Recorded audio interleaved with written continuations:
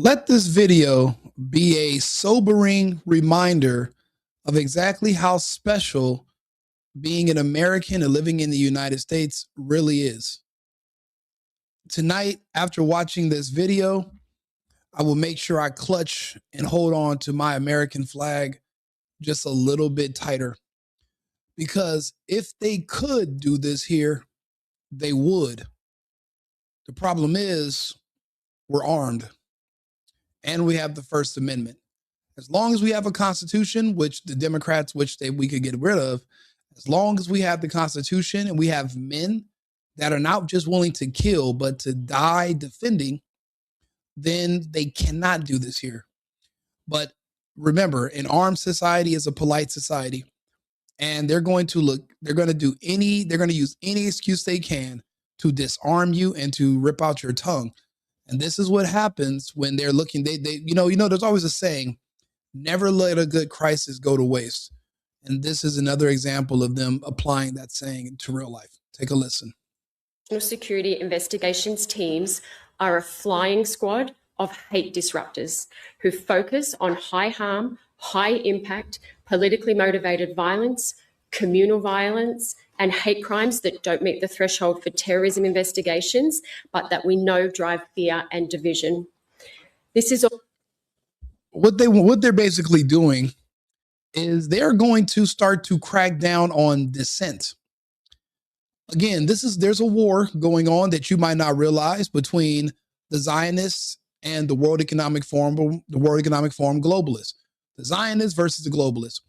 The globalists have been moving their armies of Islamic men into these key locations where Zionists have had a historical stronghold outside of Israel. So the UK, France, the United States, Canada, Australia. Recently, Australia voted to recognize Palestine as a state. Netanyahu made threats, but what that means is that the World Economic Forum has actually penetrated the cabinets of this country and have been able to get their officials to vote in favor of Palestine, which is basically voting against Israel.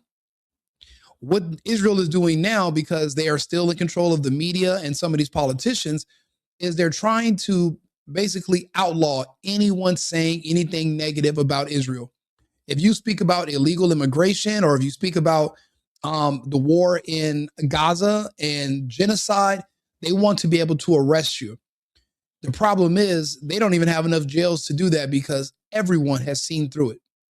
And it's like you're now trying to put people to get the citizens involved in their proxy war, and people are trying to understand why. But just like in the UK, they want to take away your speech. You can now go to jail for memes. So it's a pipeline, your opinion, straight to prison. They're letting immigrants who are rapists and murderers go so that they can fit people who are just complaining about the laws and the immigration policy in jail. Because what they're saying in the UK is that, oh, your post gave someone else anxiety.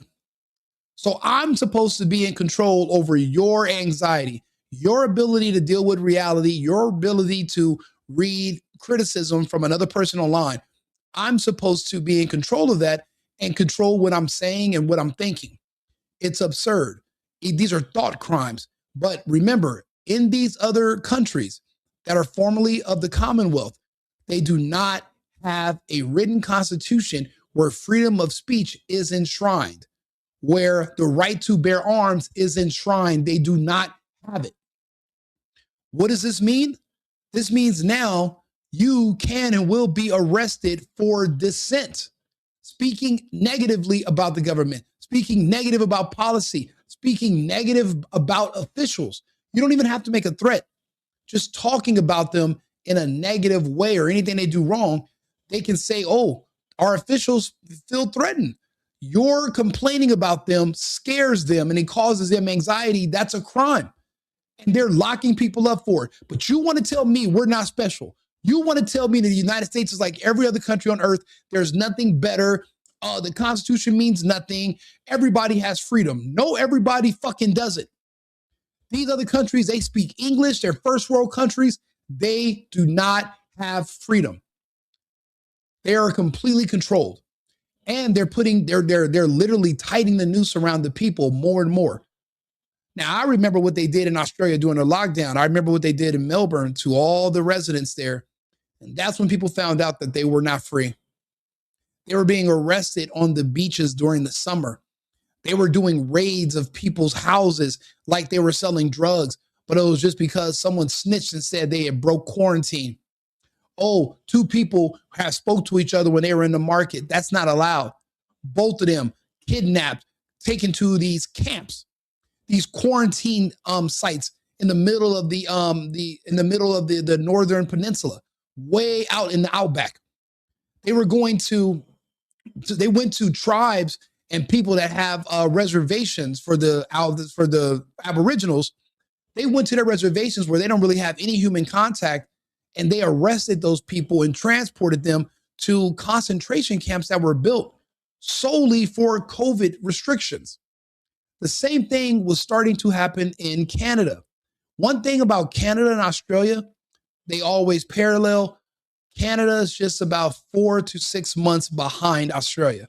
So whatever you see happens in Australia, you're going to see it happen in Canada. And Canada is just to our north. They're on our border. So that means we are going to be surrounded. Right now, you have Scheinbaum in Mexico. So that's the Zionists. And you have the World Economic Forum that have taken control over Canada. And we're in the middle. We're in the middle. So we're going to see this happen, but you got to understand we are special here. And that's why our values, and we must maintain control of our own destiny. We can never give ourselves over to the World Economic Forum, and we can never let control of the United States leave the hands of patriots.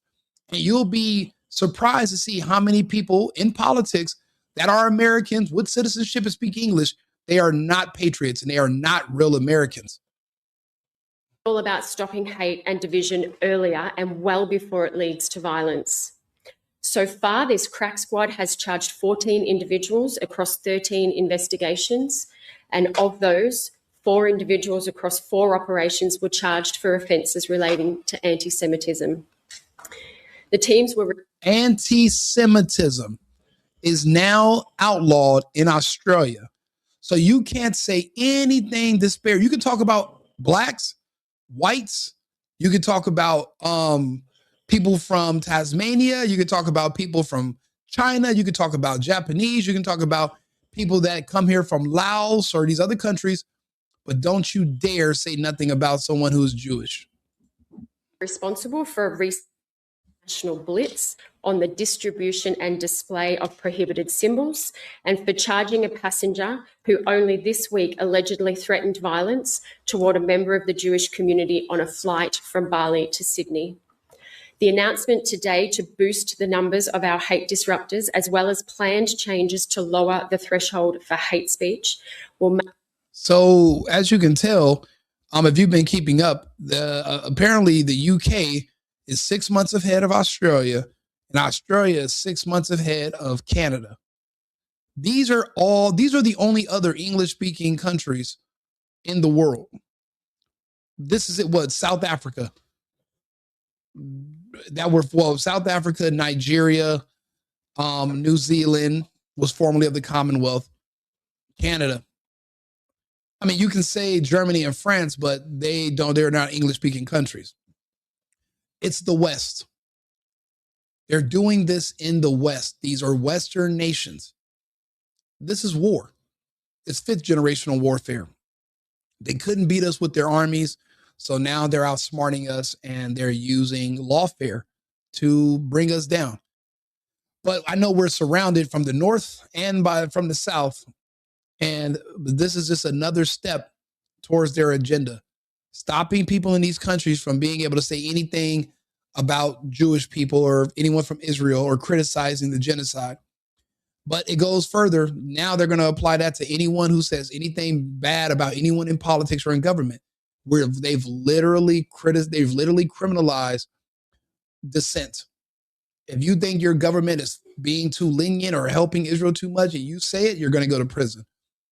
This is completely insane. This is Literally, these are thought crimes, your opinion to prison. Make it easier for the AFP to take action quicker.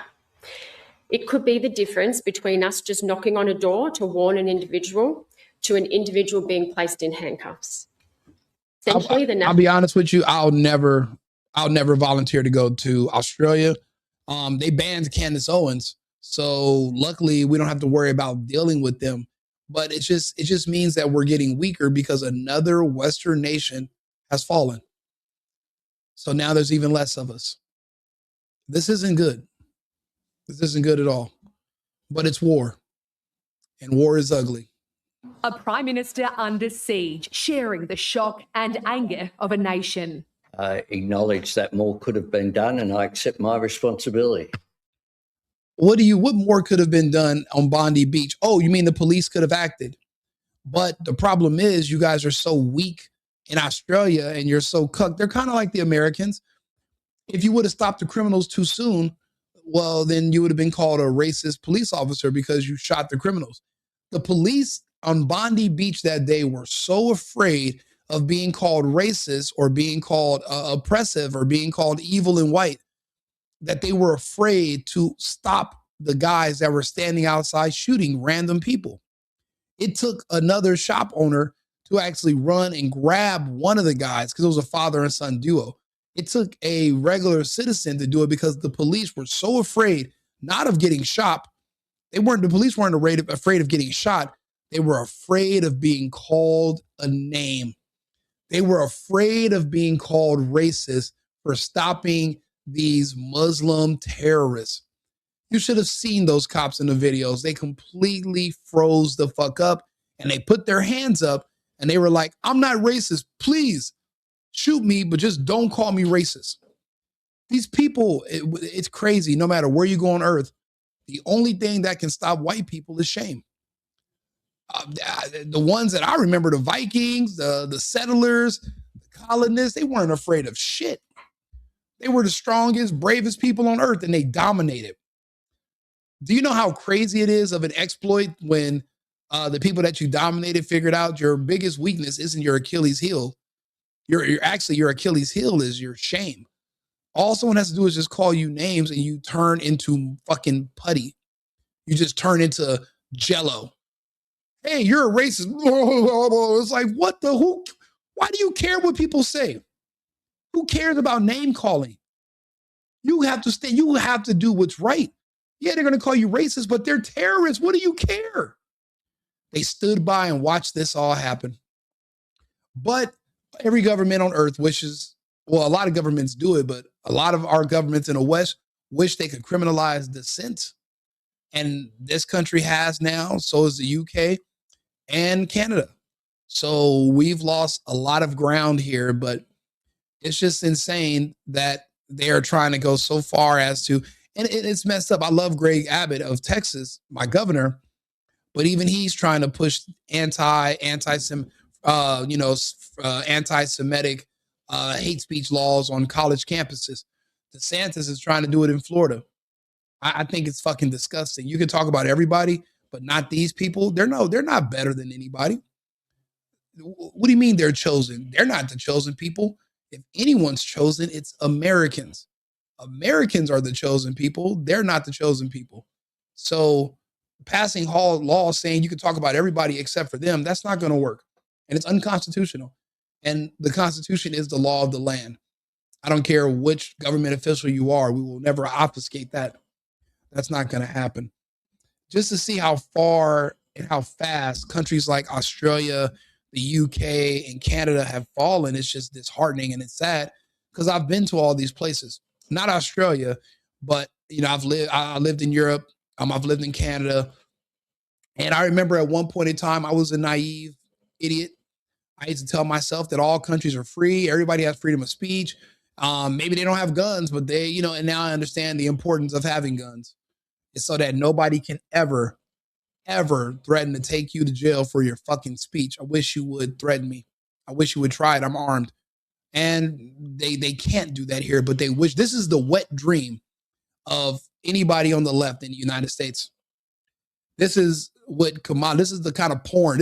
Kamala Harris watches these interviews, in like this interview right here in Australia. This is what she considers porn. They want to take away your speech. They want to be able to arrest you for dissent. They don't want you talking about how they're alcoholics or they're genocide, or how they sell the organs of babies that are from abortions in California. Look it up. She's a part of that whole Planned Parenthood thing. And it came out, and a lot of people left her alone after they discovered it. Imagine if the people posting those stories, she could have just had them arrested and blamed it on, well, I feel anxiety because these people scared me. They're posting about my past. It could have been us. This could be us easily. But luckily, we have men with guns standing behind the Constitution to enforce it and to protect it. We will keep them there. But I just hope these men that are armed, protecting our Constitution, never get so weak that you can shame them into putting down their guns. I hope it never happens over here. But we shall see. Like and subscribe, share the video. If you have an American flag, you might want to hold it a little bit tighter tonight, because we have a lot to be thankful for. Be thankful you were not fucking born in Australia, Canada, or London. Be grateful that you're here in the United States if you're hearing my voice right now. Remember, America first, America only. I've been needing to find a new apartment, which has not been easy with credit as bad as mine. Luckily, I found cosigning.com. They connected me with a cosigner who helped me get my dream apartment for me and my dog. I just paid a small fee and was able to move in fast. Get the cosigner you need for the apartment you want. Check out cosigning.com today.